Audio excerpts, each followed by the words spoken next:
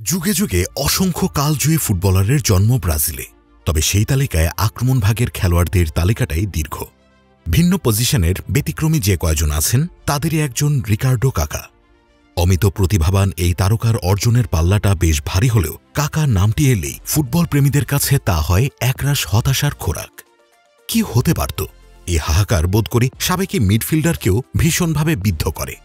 Brazilian club Sao পাওলোতে আলো ছড়িয়ে বিশ্ব ফুটবলে নিজের জানান দিয়েছিলেন কাকা।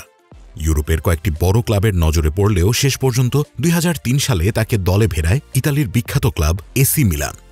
কাকা জাতীয় দলে প্রথম ডাক পান ২০০২ বিশ্বকাপের কয়েক মাস আগে। এরপর সদস্য ছিলেন ব্রাজিলের বিশ্বকাপজয়ী দলেরও। ব্রাজিল দলের হয়ে অর্জন নেহায়েত কম না হলেও কাকার নিজের সময়ের সেরা খেলোয়াড়দের একজন হয়ে ওঠা মূলত এসি মিলানে খেলার সময়। ক্লাবটিতে ৬ বছরের অধ্যায়ে ব্যক্তিগত ও দলগতভাবে দুহাত ভরে এ সময় সাফল্যের দেখা পান তিনি। প্লে মেকার হিসেবে স্কিল, গতি আর ড্রিবলিং দিয়ে ওই সময় একরকম মোহতে আবিষ্ট করে রাখতেন কাকা। এসি মিলানকে সিরিয়া, চ্যাম্পিয়ন্স লিগ জেতানোর পাশাপাশি ২০০৭ সালে জেতেন ব্যালন ডিওর খেতাব। এসি মিলানের লাল কালো জার্সিতে কাকা ফুটবল রোমান্টিকদের জন্য ছিলেন অবিশ্বাস্য একজন খেলোয়াড়, যিনি ম্যাচের পর ম্যাচ মাঝমাঠ থেকে বল পায়ে ছুট দিয়েছেন। গতিতে ডিফেন্ডারদের পেছনে ফেলে করেছেন গোল। একক নৈপুণ্যে খাদের কিনারা থেকে জিতিয়েছেন একের পর এক ম্যাচ। তবে ২০০৯ সালে ফর্মের তুঙ্গে অবস্থায় এসি মিলান ছাড়ার সিদ্ধান্তই কাকার শেষের শুরুর গতিপথ এঁকে দেয়। তখন ভাবা হচ্ছিল রিয়াল মাদ্রিদে গিয়ে নিজেকে আরও ছাপিয়ে যাবেন তিনি। তবে ভাগ্য, ইনজুরি, ফর্ম সবকিছুই যেন বিপক্ষে চলে যেতে থাকে তার। ২০০৬ বিশ্বকাপ ব্যর্থতার পর ২০১০ সালে দেশের হয়ে ভালো কিছু করতে চেয়েছিলেন কাকা। এই কারণে রিয়াল মাদ্রিদ সতর্ক করলেও ২০১০ বিশ্বকাপে কাকা অংশ নেন ইনজুরি থেকে শতভাগ সুস্থ না হই। ব্রাজিল বিদায় নেয় কোয়ার্টার ফাইনাল থেকে।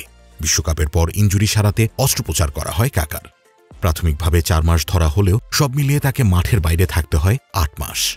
ওদিকে ২০১০ বিশ্বকাপের পর রিয়াল মাদ্রিদ কিনে নেয় জার্মানির হয়ে দারুণ খেলা মেসুত ওজিলকে। রিয়াল মাদ্রিদের তখনকার কোচ জোসে মরিনহো ওজিলকে খেলাচ্ছিলেন কাকার পজিশনে। খুব দ্রুতই তিনি ক্রিশ্চিয়ানো রোনালদোর সাথে গড়ে তোলেন অসাধারণ এক জুটি। ইনজুরি থেকে ফিরে তাই নিয়মিত খেলার দরকার হলেও দলে জায়গা পেতেই হিমশিম খাচ্ছিলেন কাকা। এর ২ বছর পর আবার ইনজুরির শিকার হন তিনি।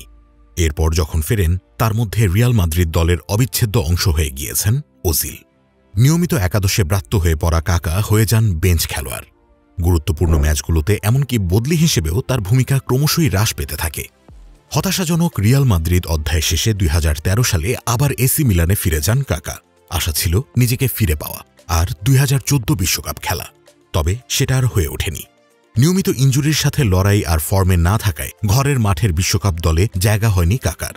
ক্লাব পর্যায়ে এসি মিলানে এক মৌসুম খেলে ২০১৪ সালে নাম লেখান যুক্তরাষ্ট্রের ক্লাব অরল্যান্ডো সিটিতে।